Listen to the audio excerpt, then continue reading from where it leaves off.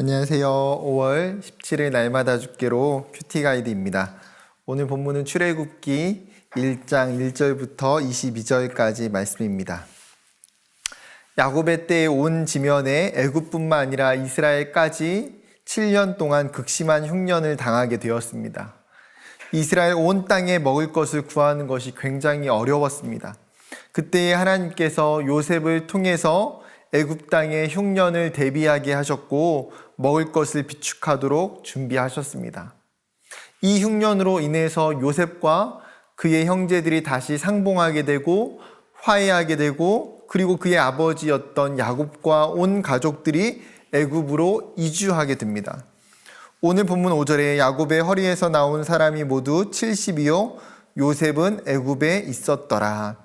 야곱의 가족을 제외하고 이스라엘에서 애굽으로 이주하게 된 가족들은 모두 70명이었습니다.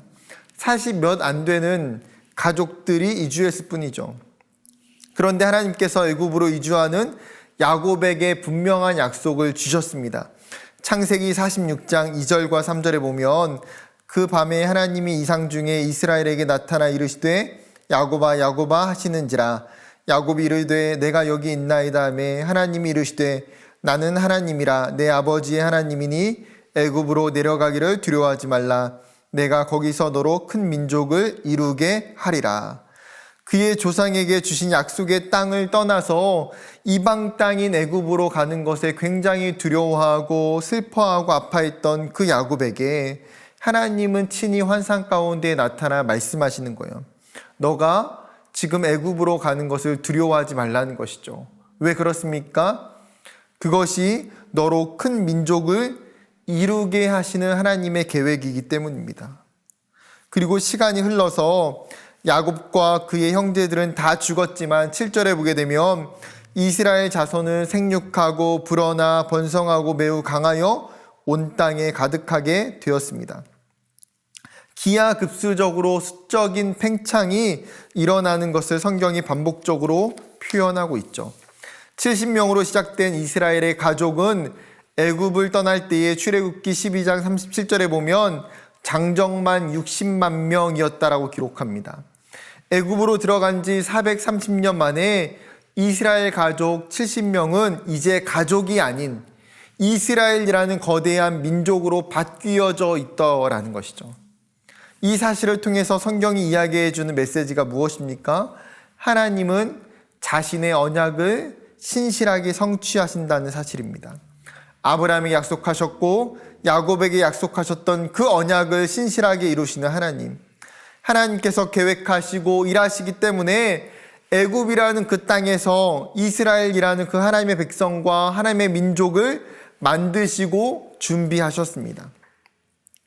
그런데 하나님의 이 언약이 성취되는 그 과정 속에서 어떠한 위협이나 문제가 없는 것은 아니라는 사실입니다. 하나님의 약속이 성취되기까지 엄청난 위협과 문제와 고난이 있더라는 거죠. 8절에 보게 되면 요셉을 알지 못하는 새 왕이 일어나 애굽을 다스리더니 수많은 시간이 지나 왕들이 바뀌고 이스라엘 민족이 성장하면서 이제는 요셉을 전혀 알지 못하는 왕이 애굽을 통치하게 됩니다. 그러자 어떤 일이 일어났습니까? 이스라엘을 견제하고 그들을 억압하고 통제하려고 합니다. 왜냐하면 이스라엘이 애굽보다 더 많아지고 강해지는 것에 두려워하기 때문이에요.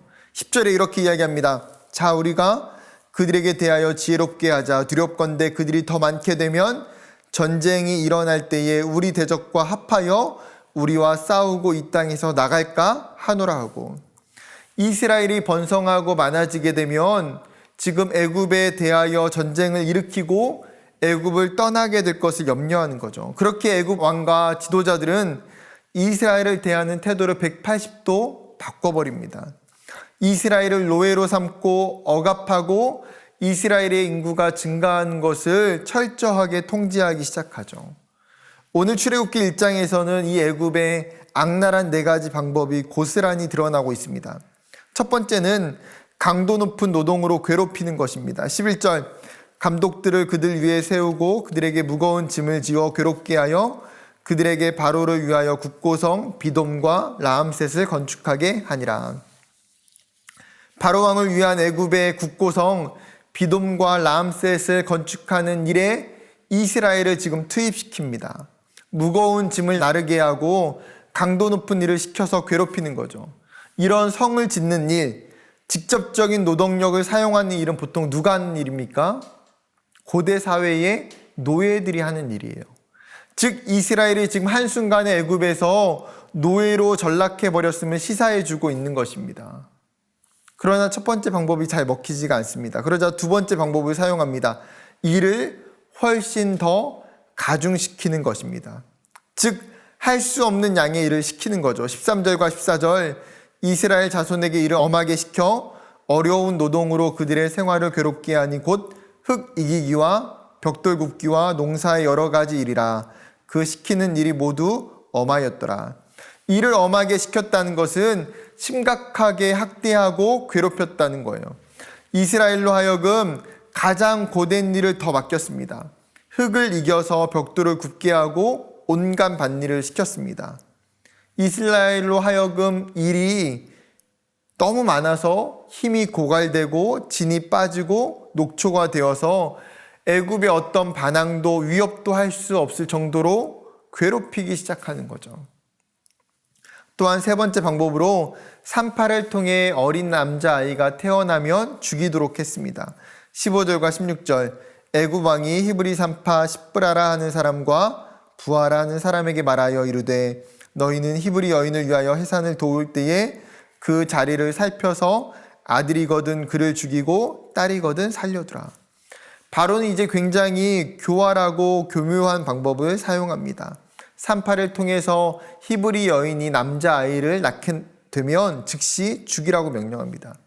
애굽의 위협이 될 수 있는 뿌리를 잘라내고자 하는 것이죠.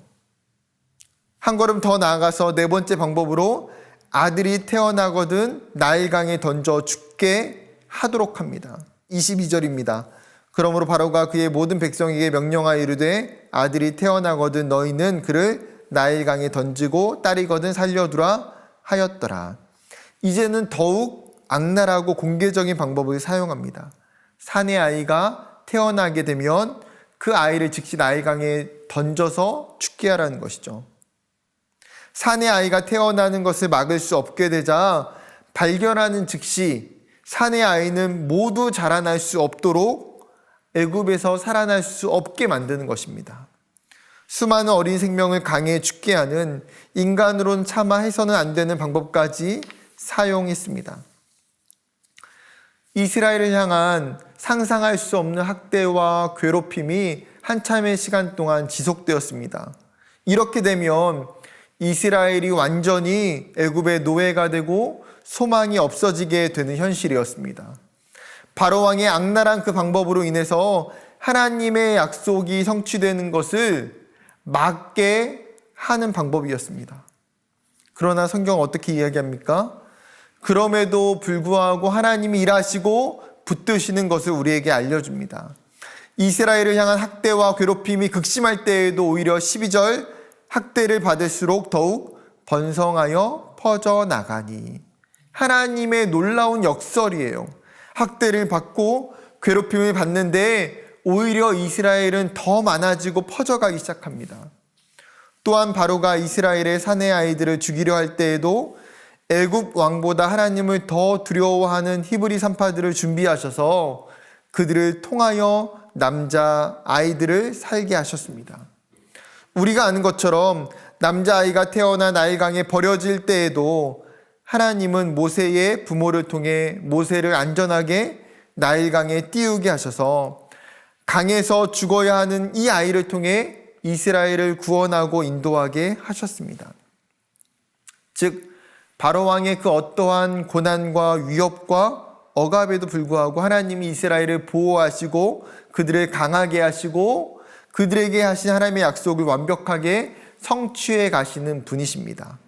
세상에서 가장 큰 힘을 가지고 있고 가장 악랄한 바로왕이라 할지라도 하나님의 신실하심을, 하나님의 섭리와 인도하심을 막을 수 없더라는 것이죠. 사랑하는 여러분, 이스라엘을 이끄시고 다스리시는 하나님께서 우리의 삶에도 동일하게 간섭하시고 인도하시는 하나님이신 줄 믿습니다. 그 하나님이 우리 각자에게도 하나님의 계획과 언약을 이루어 가시기 위해 지금도 일하시고 역사하시는 줄 믿습니다. 세상에 그 어떠한 방해와 위협이 있을지라도 이 신실하신 하나님을 신뢰함으로 말미암아 하나님만 경외하고 고난 앞에 담대히 나아갈 때에 반전을 이루어 가시는 하나님, 은혜를 베푸시는 그 하나님을 경험하며 누리게 되기를 주님의 이름으로 축복합니다. 감사합니다.